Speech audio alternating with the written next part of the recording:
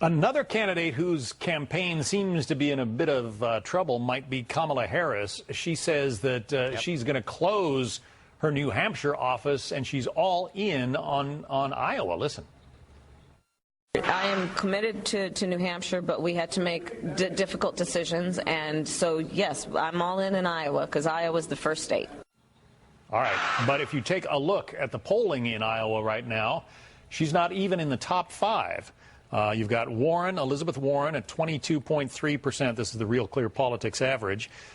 Pete Buttigieg at 17. Joe Biden at 15.7. Then Sanders and Klobuchar rounding out the top 5. Kamala Harris is obviously nowhere near the top. Does focusing on Iowa, is that going to get her anywhere?